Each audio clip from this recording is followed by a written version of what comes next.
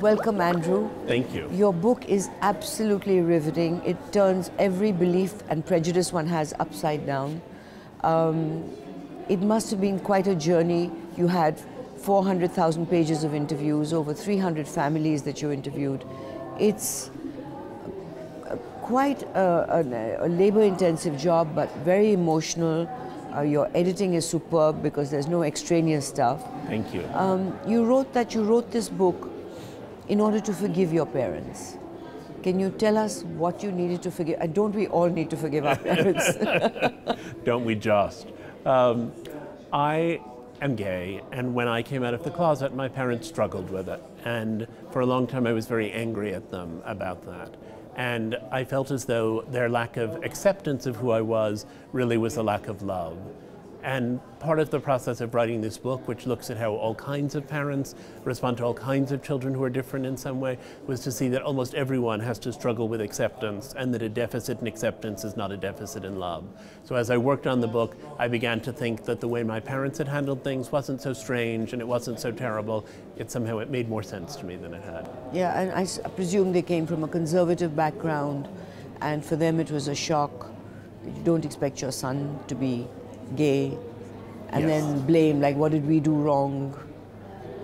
And I think they had a sense of what life was supposed to look like and what was supposed to happen, and this was somehow outside of it. And I felt there were two things. One was that they worried that I would be alone, that I would be lonely, that it was an unhappy life, that I would be pushed to the margins. And the other was that it changed them and their identity to have a child who was gay, and they weren't so enthusiastic about that change. And pink seems to be a big issue in people's lives. I've seen kids growing up who choose pink and the parents go berserk. Yes. That if a little boy chooses pink of anything, it makes people nervous. So when I was little, we went one day to a shoe store, and at the end of having our shoes fitted, the shoe salesman said, would you like a balloon to take home? And of course we would like a balloon to take home. My brother chose a red balloon, and I chose the pink balloon. And my mother said, I think you'd rather have the blue balloon. And I said, no, I really want the pink balloon. And she said, I think blue is your favorite color. So the fact that now blue is my favorite color, but I'm still gay, is evidence of my mother's influence and its limit. I think the most important thing to me was in your introduction, in the chapter called Sun, you said, we have to examine illness and identity. Understand that observation will usually happen in one domain or the other, and come up with a syncretic mechanics. We need a vocabulary in which the two concepts are not opposite, but compatible aspects of a condition. The problem is to change how we assess the value of individuals and lives to reach for a more ecumenical take on healthy. Right. Now, you're asking us to look at all these conditions which have been known as disabilities or problems as not as an illness, but basically just as an identity. You're asking us to turn prejudice upside down. Right. It's a huge demand. Can you explain how you got to that demand? Yes. So I think that the experience that I had was that I was born into a world in which being gay was an illness and a crime. And I live in a world in which the President of the United States has come out in support of gay marriage. And in making that transition, I feel that what I initially experienced as an illness has come to be in my life an identity. And I thought, if I can make that passage, can other people in other conditions make it? In America, the deaf politics movement is very strong, and I met many deaf people who said that deafness was a cultural identity. It involved the use of sign language. It was not really an illness. It was, they had membership in a community that they found rich and vital.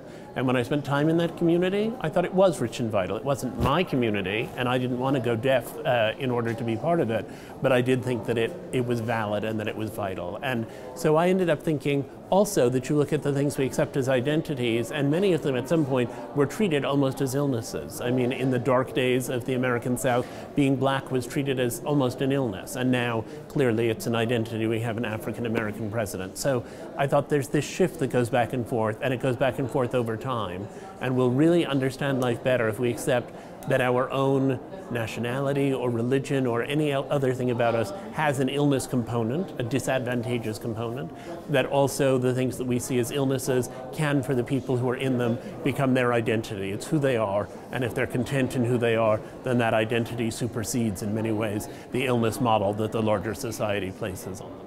That's a huge step to look at especially being deaf, not as an illness, but as a community with a different language. And you experienced that, a different form of it, a very special form of it, when you visited Bali, yes, where there's a whole community of people who are all deaf, a whole village. Can you tell us about that experience? So when I was in Bali, I interviewed the people in a village, Bengkala, in the northern part of Bali. It's a small village, but there's a form of hereditary deafness that's existed there for over 200 years. And there therefore is a sign language which is specific to that village. And because the form of deafness is a recessive gene, it can materialize in any family at any time. Deaf people have hearing children, hearing people have deaf children. As a result, everyone in the village has learned sign language. And what I found was that in that village, where all of the deaf people could communicate, there was no sense that being deaf was a particular disadvantage. It was a characteristic, like being tall or short, or being clever or not clever. It was just a piece of people's lives. Everyone in the village could communicate easily with everyone else in the village. And in that context, deafness really didn't seem to me to be much of a disability. I must admit that we in India do not treat anyone with any differences well. There is huge discrimination. Anyone who is not what is considered what very ugly word, I think, normal. All right. Is treated really badly, so bad as when a person is mentally unstable in villages, they're chained to a tree. It is an atrocious situation, and we have a long way to go to reach the level that you're even proposing over here. But you mentioned Francis Fukuyama, who speaks of a post-human future. That is a frightening prospect, with scientists who are really excited about what science can do. Very often they don't consider the changes that take place in a society and the sociological effects of their science, such as we've seen with sperm donors. They never thought through that a child would turn up at somebody's doorstep and claim that you're my father. All that was not thought through, and it just happened. And now people are beginning to deal with those issues now. You have benefited and created your own family because of science's progress. Right. So where is the middle line, so to speak, in this, where you don't go crazy with science so that it damages society, and so you have only so-called normal children, right, but you still take advantage of, say, somebody like you who's gay, can create a family which is unique? So I think the important thing is to be awake through the entire process of scientific advance to what we're gaining and what we're losing. As a society, I think if all of the people who are different and disabled were removed from the society, it would make for a very bland world, and it would cause our souls to be stretched less than they need to be stretched. I think it's important that those conditions exist. I think it's important that we respect and honor them. I think it's important that the people who are affected with them are able to find one another and achieve some sense of identity. Having said that, I think if we can create science that alleviates the suffering of individual people, there's also an obligation to do that. So how do we balance the societal need and the kind of moral need to relieve suffering? Sometimes we can relieve suffering by making a more accepting world in which there isn't suffering associated with a condition. Sometimes we can alleviate suffering by curing the condition. And I think both are valid, but we should always be aware that both approaches are potential, that they both can be used in any given situation, and we should be awake to the way that we're using one and the other, so that when we change the society or when we change things medically, we don't do them out of sync with each other. You quoted Nigel Andrews, and you said, if something or someone doesn't work, it is in a state of grace, which is a lovely thing, progress and evolution. If it does work, it has merely completed its job and is probably dead.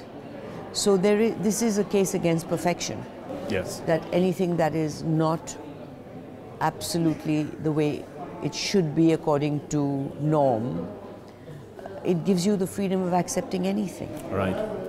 How do you think that, perhaps, do you think that this can be misused as well in terms of this striving for perfection, particularly in the American society, where people are getting their faces fixed and their bodies fixed? Anything that is slightly off can be fixed. I think that the fixing can sometimes be more toxic than the thing that's being fixed. And so I think we have to be careful of that. But what I like in the Nigel Andrews quote is that idea that actually something which is flawless is really not very interesting. I mean, a flawless monument may be very, very beautiful, but it's actually through difficulty that we become ourselves. Would I have liked to avoid some of the specific difficulties I experienced? Yes, absolutely. And if I can spare my children from difficulty, will I do my best to do so? Yes. But if I can spare them from all difficulty, would I do so? No, because I think without difficulty, you don't grow and you don't change. And I think when we establish a society that does not value difficulty, it's a society that ultimately does not value humanity itself, because I think humanity has been defined by the constant struggle against difficulty, the difficulty of growing old and dying, the difficulty of having a disabling condition, the difficulty of poverty or hunger, or whatever the other difficulties are. They're what cause people to emerge. The difficulty of losing those that one loves. You don't want any of those experiences. You try to avoid each one individually, but if you avoided all of them, you'd have a very dull life. And possibly not a complete whole person. Yeah. A person who's never experienced any adversity is, I think, pathetic. Yes, I think that's absolutely right. And I know a few people who seem to me not to have experienced any adversity, or not any significant adversity. And I don't feel like, it's not only that they're not very interesting, they don't seem particularly happy to me. I feel as though you need the difficulty to cast a light on the joy. And if you don't have difficulty, it's very hard to achieve real joy. And also I find one or two people that I know who have had no adversity, they have no compassion. Yes. They have no compassion for anyone. They have pity, but they don't have compassion. Yes. You also quoted Rumi, which you said, light enters you from a bandaged place. And that goes with what we're talking about, that wound is important to experience the light. Yes. I think that's the same idea, that actually it's when you're in pain that you are able to gain insight and understanding and compassion. I mean, as I've said, I'd like to protect my children, but if they grew up without compassion, I would feel that I had failed as a father. And I think compassion does require that difficulty. And I think often there was someone who stood up and spoke at the interview that we did earlier on stage and talked about how her cancer patients often find enormous meaning in the late stages of their lives. The cancer awakens them in some sense. And I think that's what Rumi is talking about. The difficulty awakens you. Your book, which is about children who are different from their parents in many different ways, whether it's schizophrenia or the mental state or physical state. You've also written about autism, which became known in India when a film was made, that is, for a couple of years ago, and actually saved many parents and children's lives who could not understand their child, right. What they were and what was damaged, and what they looked at as damaged goods suddenly became a problem that could be fixed. Right. And it's one of the more difficult chapters to read, because when you read about the children and what they go through, it is kind of tough. What are the other ways that we can make people aware of things like schizophrenia, acceptance of your son being gay? How does one go about these things? I think one goes about them primarily through exposure. I think the more that people see of people who are different, the more accepting they're likely to be. When people with differences are integrated into the educational system, when they are visible in public office of one kind or another, when there is a larger social acceptance of them, I think it exalts their lives and the lives of their families and the lives of the larger society. On the question of autism, the word refers to a very broad spectrum of experience. It includes people who are completely dysfunctional little children who can't speak and are banging their head against the wall, and it includes mathematicians and possibly Mozart and Einstein, who are each thought to have some autistic tendencies. So it's a very broad range, but I think what people need to know is what the condition is. Diagnosis gives prognosis. If you understand that what your child has is a specific condition that other children have, then you can get a lot of information about how to deal with your child's condition and what the effective ways are of negotiating it. And so I think for many people, just knowing there's a name for what's happening to them is incredibly liberating. And then if they know there's a name for what's happening to them and they have access to communications and to possibly the internet, they can find other people with the same experience and build community around it. And once you have community, it doesn't make the problem go away, but it makes it a lot easier to deal with. There's an amazing story in your book of a couple, Sarah and David, who lost their son Sam because the caretaker left him in a tub carelessly and went to get something, medicine I think, and he drowned. The extraordinary story really is how compassionate the parents were towards the caregiver after she was responsible for the death of their son. How did that happen? How did they get to that space? So Sarah and David Hatton had a son with very severe disabilities, no speech, no controlled movement, no walking, unable even to feed himself. And they were told it was a randomly occurring mutation. And then they had another child who was born with the same condition. So they had these two children. They were incredibly devoted to them. When they eventually became too physically large to lift in and out of bed in the bathtub, they put them into a group home, and one of them ultimately drowned. And after this drowning in the bathtub, because the caretaker had left the child alone in a bathtub for a few minutes, after that had happened, the mother described going to the place where the children had been, and she saw the caretaker who was cowering in the corner. And she went over to her and said, "Marvika, it could have been any of us." She said, "It's so hard to be so vigilant all the time." And when I asked her about it, she said, well, there are two things. She said, one is that, she said, I really do feel that we all make a mistake at some point, and it was just bad luck that that mistake had such a catastrophic effect. She said, but also, this is very difficult work. It's not very well paid. We desperately need people in the field. I thought if we brought a big lawsuit, we would only be discouraging people from entering the field. So they had the license this woman had to work with disabled children revoked so that she could no longer do that, but they didn't pursue further damages. And when they went to bury the ashes of their child, the mother said to me, very movingly, I thought, she said, let me bury here the rage that I feel to have been twice robbed. Once of the child I wanted, and once of the son I loved. A friend of yours said to you about her relationship with her husband that if he can't fulfill your needs, change your needs. And that's an axiom that really applies to parenting as well. Yes. Because most parents want their child to be a certain way, and the child is not capable of being that. Then you have to really change what you want for your child. And it's a radical idea in this age, because normally if your needs are not met, you just walk out and go where they are met. So did you evolve this to apply to parents as well?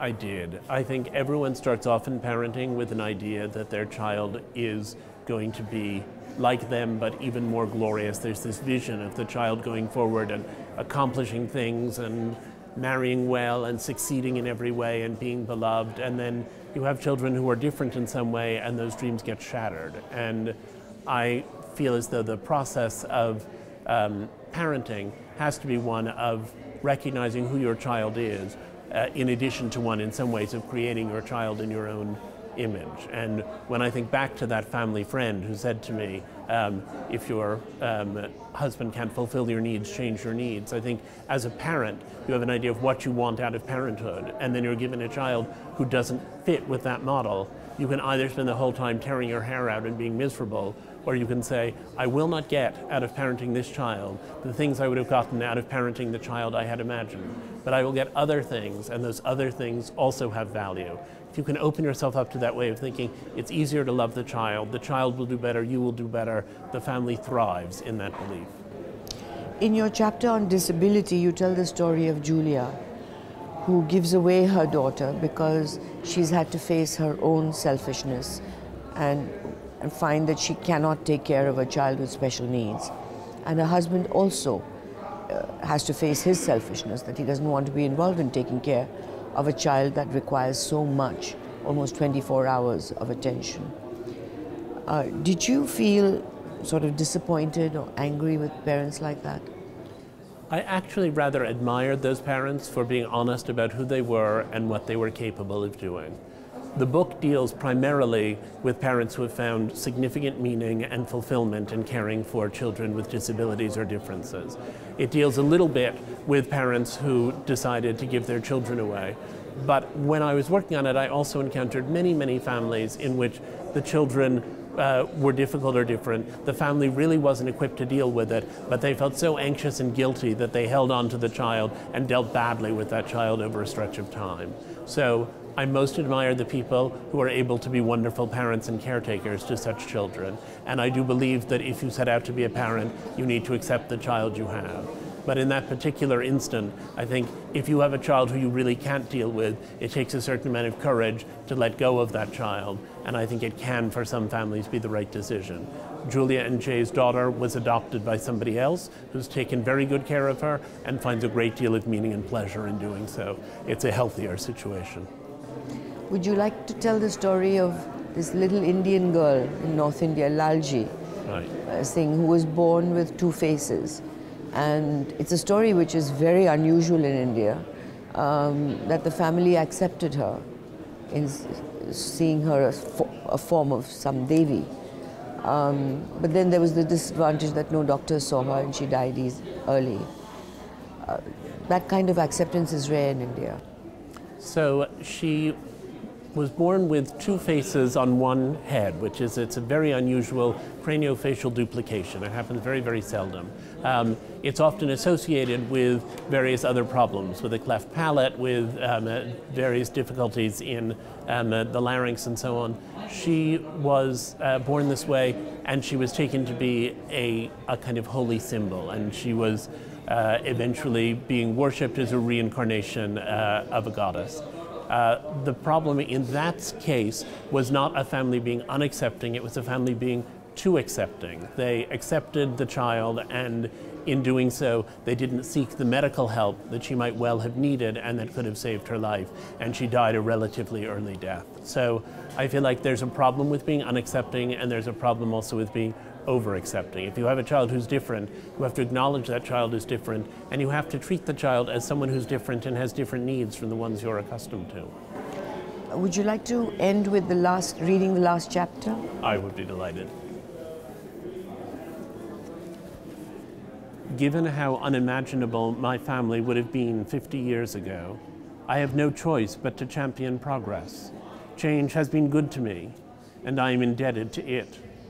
I hope these stories will contribute to the cataract that is honing the rough surface of the world. Until the planet grows smooth, however, love will continue to toughen under siege. The very threats to love strengthen it even as they suffuse it with pain. In the harsh moments of loss that are my topic here, love manacles a tender heart. I felt something brilliant and terrifying for my son as he lay in that Star Trek-like CAT scanner that I had not yet felt for little Blaine, who had not encountered such adversity, or for Oliver and Lucy, who were already themselves when I got to know them. It changed my relationship to them all. Children ensnared me the moment I connected fatherhood with loss, but I am not sure I would have noticed that if I hadn't been immersed in this research. Encountering so much strange love, I fell into its bewitching patterns and saw how splendor can illuminate even the most abject vulnerabilities. I had witnessed and learned the terrifying joy of unbearable responsibility, recognized how it conquers everything else. Sometimes I had thought the heroic parents in this book were fools, enslaving themselves to a life's journey with their alien children, trying to breed identity out of misery. I was startled to learn that my research had built me a plank and that I was ready to join them on their ship. That's beautiful, Andrew. Thank you very much. That's Far from the Tree by Andrew Solomon. Thank you so much. What a pleasure.